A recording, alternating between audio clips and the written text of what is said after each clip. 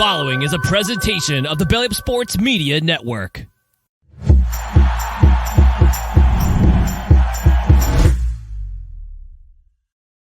And welcome in, everybody. It is once again NFL draft season, which means it is time for one of our favorite segments to do on this podcast, and that is Mock Draft Mondays. It is returning just in time for the NFL Combine. This is our pre-Combine mock draft, and what we're going to do in this one is there's going to be no trades yet, and we're also going to only do the first round for now. So no trades, only the first round. We're going to run through it. A lot of this is going to be kind of before we've done scouting, before we've seen the combine, the pro days, anything like that too. So this is just kind of more or less gut feeling along with how things are looking. So without any further ado, we're going to go ahead and jump right into this. Right away, the Chicago Bears for deja vu. It feels like once again on the clock, and we're not going to get too cute here. We're going to say they take Caleb Williams, top-rated quarterback prospect for just about everybody. I'm not going to call him generational because I think that's completely unfair to him. I think he's incredibly talented, incredibly high ceiling, incredible potential. I think he can be awesome if he goes to the right spot and gets the right coaching, develops well. But trying to say he's a plug-and-play Patrick Mahomes 2.0 is completely unfair to him. I think if Chicago Bears want it, this is the guy to take if they're looking long-term. If they want to win next year, I don't know about that. Give Caleb time to develop. I think he could be something solid. So Caleb Williams, not much of a surprise right off the talk, number one. Number two, Washington, also in the quarterback market. I'm going to give them Jaden Daniels from LSU, who I currently have as my second highest rated quarterback. I love Drake May. I know a lot of people plug him in here. He's really, really good, really talented. My concerns are some of the picks he throws, and there are just some things on tape where it's like he's awesome, QB1 in most drafts, but I think Jaden Daniels, his accuracy, he's a little more developed because he is older. I think he's 23, 24, has like 35, 40 starts. He's a little farther along, so I think that could propel him slightly ahead of Drake May. However, 6 and 1.5 a dozen the other, and I think here with New England at 3, they will take Drake May. I think these two will be a little more flip-floppable as well. I think Drake May is awesome, and by the time we actually get into draft season, I might change my mind. Right now, I just have Jaden Daniels as slightly higher because I think he's a little farther along. So either way, though, we got 3 quarterbacks in the first 3 picks. Not a lot of surprise there. Arizona with the first non-quarterback pick, where Marvin Harrison Jr., in my opinion, is the best prospect in the entire draft. They're not gonna overthink it. They're gonna look him in back. Yes, Kyler Murray, we got you your number 1 receiver, running away with it. We got another first-round pick. Cardinals are starting to build really nice, and I think it starts with Marvin Harrison Jr. here. Next at pick number 5, the Los Angeles Chargers. This is a place where there could be a lot of trades. There's a lot of speculation. What will they do? Right now they have the pick of the litter, but we're going to do something a little unique here. I'm going to say that we're going to say Jim Harbaugh wants to run the ball, so they're going to go with Olu Fashanu, a guy that he knows very well out of Penn State, a mauling offensive lineman. I think they're going to try and run the ball a lot. I think they're going to try and build like that Stanford Andrew Luck type offense, even the Colin Kaepernick-ish offense, maybe with a little bit less just on running. But they're going to try and maul people. And I think Olu Fashanu, pairing him with Rashawn Slater, and some of the boys they already have there, Green as well, they're just going to build a wall in front of Justin. And then it's a deep receiver class. I think they'll plug and play some different guys later in the draft and in free agency to work around it. Plus, they might find ways to keep Mike Williams, Keenan Allen. But for now, I'm going to say Olu Fashanu to shake things up at pick number 5. Number 6, the Giants will see Malik Neighbors there, and they will sprint, absolutely sprint to bring the card into Roger Goodell and take Malik Neighbors, the explosive receiver out of LSU. Tennessee at number 7, they could use Roma Dunze. They could use Brock Bowers. They could use a lot, honestly. There is a lot of holes there. I do think what they're going to do is they're going to grab Joe Alt, the offensive lineman, though. I think they're going to try and protect Will Levis. Brian Callahan, the new head coach, he saw firsthand what happened with Joe Burrow, the amount of times he got hit, how that could wear on you, unless you have Jamar Chase and T. Higgins out there. And that's also Joe Burrow, not Will Levis, different skill sets. We're going to say Joe Alt to help them not only run the ball, but keep Will Levis upright. Next up, we have Atlanta at pick number 8, who I think is going to be very much in the quarterback market themselves. I wouldn't be surprised if they try and work out a deal with Chicago to go get Justin Fields. I think that's a smart move, or Kirk Cousins is available. That being said, we don't know that yet. I'm going to go ahead and give them a quarterback. I'm going to say, you know what? I'm not going to do it. I changed my mind. I can't do it. They're taking Dallas Turner to the edge. That the first defense player goes off the board at pick number 8. They need to get after the passer, especially in that division. I mean, their highest sack guy, I think, was 6 last year. I think it was Ebikidi. So they're going to take Dallas Turner. I don't think they're in reach on the quarterback. I think they're going to go take one in free agency or trade for Fields. Speaking of Fields, number 9, Chicago Bears. I really want to give them Brock Bowers here, but I think they do like Cole Kmet a lot still. So I'm going to say they take Roma Dunze here. Dunze, excuse me. Just a big receiver that can go up and get it, can run after they catch it. Great compliment to DJ Moore. Just make Caleb Williams' life as easy as possible. Give him a litany of weapons. Their offensive line, I think they will build in free agency and a little bit later in the draft, I think. And it improved a lot as the season went along. So we're going to say Roma Dunze to the Bears to pair with Caleb Williams. And now pick number 10, the New York Jets. Everyone has this one, and I don't see any reason not to. Talise Fuaga, incredible offensive lineman, worthy of a top 10, 12 caliber pick. Really, really good, could plug and play. They have Aaron Rodgers for at least this year, maybe another year. They got to protect him. So we're going to say that they take Fuaga, try and keep that offensive line sturdy, which if it can stay healthy, him, Vera Tucker, Becton, they got some players. They just got to stay healthy. Number 11, Minnesota Vikings. This is where I'm going to rip the Band-Aid off.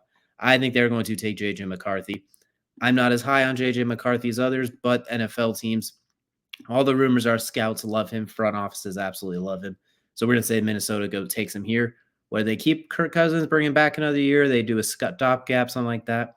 We saw what happens when Kirk went out. It was very up and down. I mean, Josh Dobbs gave them the sense of hope. I think they'll look to the future with J.J. McCarthy, and Kevin O'Connell will look and be like, hey, we have Justin Jefferson, assumedly right now, assuming they will have him re-sign to a big deal. Let's get a quarterback that could get the ball longer term. Speaking of quarterbacks, we're going to shake it up once more. Denver Broncos at pick number 12. I'm going to give them Bo Nix. And I know a lot of people aren't high on Bo Nix, but I think this is a perfect fit with him and Sean Payton. I think that's why they're willing to pull the trigger here and not try and trade up to get a J.J. McCarthy, which obviously no trades here, but I like Bo Nix there. He's very accurate, can move a little. He will run the play with a little bit of improving ability, but he's not Russell Wilson. And we know Sean Payton, he wants you to run the play as it's called. He wants it to be exactly what he says. And I think Bo Nix can do that. Incredibly accurate. I'm not saying he's Drew Brees, but I think he can play in a similar fashion. Not if he plays even 80% of Drew Brees, he's a Hall of Fame caliber quarterback. I'm not saying that. But the play styles, I think he can emulate a lot of that with but then throw in a little bit of mobility. So I think we'll see. That is now 5 quarterbacks in the first 12 picks.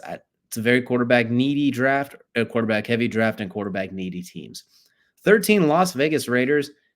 Antonio Pierce is definitely going to look defense here. I think you have Max Crosby, you have Mad Max. You could grab Jared Verse or Latu to pair with him, but Terrion Arnold is sitting there staring him right in the face. So I'm going to say Terrion Arnold's going to be the pick. Just build up that back end a little bit. Max Crosby and those guys will get after. You just need somebody that can hold up a little longer on the back end. Pick number 14. This is an interesting one too. Jared Verse, Latu, all the corners are still here too. I'm going to go and give them Jared Verse. I think Cam Jordan's getting a little bit older. They've had trouble replacing Trey Hendrickson since he left as well. I think you're just get an edge rusher, get somebody to get after the Baker Mayfields. And if it's Justin Fields or Kirk Cousins, whoever Atlanta brings in, they got to be able to get after the passer. So we'll take Jared Verse here. Number 15, we have the Colts. And honestly, if I had to put betting money down on it, I'm going to say they're going to take Nate Wiggins if he's there. Chris Ballard has an absolute how do I word this nicely? He drafts almost exclusively on RAS score, it feels like. Like he goes cuckoo for Cocoa Puffs over. And Nate Wiggins, we assume at the time of this recording, he's going to have an incredible combine. I presume he's going to run. He might even run sub 4.3. Height, weight, speed guy, really good corner. But considering how the board fell, we're going to go ahead and give them Brock Bowers. He's sitting there. The value is incredible. I think Shane Steichen's looking at that guy as a weapon. They have some good tight ends, but none quite like that. They love the multiple tight end sets. Anthony Richardson, him, Jonathan Taylor. I think they'd have a lot of fun. So we're going to send Brock Bowers to Indianapolis, an absolute steal of a pick at number 15, who really he could go in the top. He could go number 5 very easily. Just positional value and positional needs, I think, has a chance where he could slip here and could go farther. But I think Indy they'll be smart. They'll be greedy here and be like, all right, get Anthony Richardson another weapon. Him and Jelani Woods and whatever they need. They can rotate tight ends. They can make it work. Number 16, we got Seattle. Latu's right there. They're not going to let him go either. They need to get after the quarterback. That defensive line was shaky at best at getting after the passer. They got some good secondary players. We're going to give them Latu. 17, Jacksonville. You know what? You got all the corners on the board besides Arnold, and I think they would take Nate Wiggins in this case. I think they will take the Toolsy cornerback. Now we got Cincinnati. J.C. Latham right there. Easy pick, plug and play. I think a lot of people like that one as well. you need to find ways to keep Joe Burrow upright by any means necessary. And here, getting a first round, really good right tackle, you could step him in right away. Los Angeles Rams, I like Cooper DeJean here, so I'm going to give them Cooper DeJean. Very versatile, could play nickel, outside safety. Sean McVay loves versatile offense players. I'm going to say the same with defense. He's going to look at someone that they can move all around the field as they need. Not quite like Jalen Ramsey necessarily, but in a similar role where you could plug and play him where you need. Next, we have the Pittsburgh Steelers. Quinyon Mitchell is outstanding. He has no business still being on the board. But I think looking at their actual needs, we're going to scroll down. I'm going to give them Troy Fatanu. They need to build that offensive lineup regardless of who is playing quarterback. You did a good job last year in the first round. I think you got to keep doing it. Don't stop now. You got to find a way. You have Najee Harris and Jalen Warren. Give them a chance to get to the second level, build that offensive line. So I think we're going to give them Fatanu here. Next, we got the Miami Dolphins, who they look. Xavier Howard looks like he's going to be a cap casualty among many others. I think Quinyon Mitchell being right there to pair with Jalen Ramsey, I think they're going to take that option. So we'll take Quinyon Mitchell, send him there, which means Kool-Aid McKinstry, good for the Eagles. They're probably going to take one or the other of those two. Kool-Aid McKinstry is going to go right. To Philadelphia, they have some holes in the secondary that need to be fixed. Houston, this is where it gets really interesting because I want to give them Brian Thomas Jr. I want to give them Byron Murphy. I want to give them Jerzon Newton. I want to give them all of these guys, honestly. I'm going to go ahead and give him Brian Thomas because I think looking at it, Nico Collins, Tank Dell's injury as well. You have CJ Stroud. You want to maximize it. We're going to go ahead and give him Brian Thomas Jr. Just another weapon. They see kind of what the Colts and Jacksonville do. They're going to try and I think they're going to try and put the points up in abundance like they did last year. And D'Amico Ryans is going to trust himself to scheme up defensively. So we'll give them Brian Thomas. Dallas, Tyron Smith's a impending free agent. They're getting older on the offensive line. I think in this case, Byron Murphy is really nice. There are some really good players here. I'm going to give them Jackson Powers Johnson to help build up the interior. This feels like when they drafted Travis Frederick. It's like, all right, you have a good offensive line. Oh, this next step's going to make it that much better. And I think that's exactly what they're going to do. And with that being said, Amarius Mims available there for Green Bay. David Bakhtiari has been injured a lot. The offensive line played very well last year. I think they're just going to bolster it that much more, taking Amarius Mims just to help Jordan Love. He showed he's the guy, it looks like. Let's get that wall in front of him. Next up for Tampa Bay at pick number 26, there are some really good players here. Mike Evans could be gone. Chris Godwin getting a little bit older.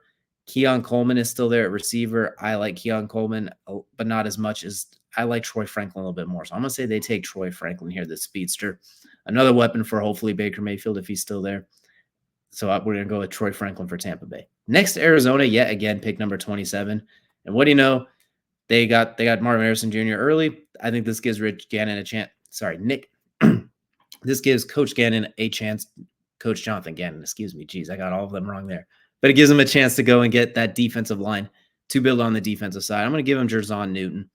Marvin Harrison on offense, get Jerzon Newton on defense. They got a couple second-round picks too, so I think they're going to basically go back and forth and just build a well-rounded team.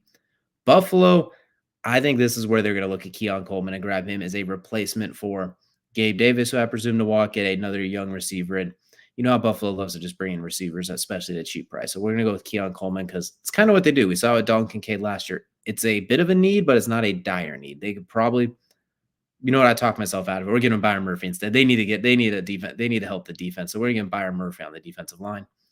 Detroit, I like Ennis Rakashot here. I think he's going to be I think he's a solid corner. Detroit, their corners, we saw it in the playoffs especially. They had some issues down the stretch holding up on the back end. So give me Ennis here. Baltimore, I think Keon Coleman's the pick here. Big-bodied receiver, just keep getting Lamar options, give him weapons. Your defense is pretty sound right now. Top 10 defense last year, number 1 actually. Keep getting weapons. See if maybe you could plug in Keon Coleman into that where that Odell role is, or with Rashad Bateman. So give him another weapon for Lamar. San Francisco, it's time to address the offensive line. We know that Trent Williams is awesome, but we gotta add on to a little bit more. The offensive line we saw in the Super Bowl, especially. I don't want to say got exposed, but there were some holes. Tyler Guyton is the move here. Get the offensive tackle. He'll be the right tackle opposite Trent Williams. Maybe slides back to left when Trent Williams has to retire. Either way, I'm going to take Tyler Guyton here. That leaves Kansas City now with the final pick in the first round. And honestly, the fun pick here would be to go to receiver and give him Adonai Mitchell, Ladd McConkey, Xavier Worthy, one of those guys. If we want to get really goofy, we could go tight end and give him Jatavian Sanders. but I think they're going to have a very boring pick here. I think they're going to look at Jordan Morgan and grab the offensive lineman out of Arizona. I think they're going to continue to fortify that offensive line. We saw them bring in Jawan Taylor, and that's a whole lot of penalties that cleaned up in the playoffs, but I think they're going to continue to just build the offense and the offensive line and the defense and just make use of Travis Kelce and Patrick Mahomes as long as they can. So we're going to take Jordan Morgan here with the Chiefs, and that's going to wrap up our very first pre-combine mock draft. Things are definitely going to shake up as we get through the rest of the season. Let us know in the comment section down below what you think, what picks you like, what picks you wouldn't make, and which ones you might change around as well. There will be some future ones where we do some second rounds in there as well. But for this one, we're going to start with just round one. I definitely look forward to the combine. Let us know down below too. What's your favorite position group to watch the combine? I always selfishly love to see the quarterbacks because I love to see who can flick it from the 10-yard line to the opposite 30 and which receivers can run underneath it. So I'm really looking forward to this. Let us know down below what you're looking forward to as well. And of course, we will see you all again next time.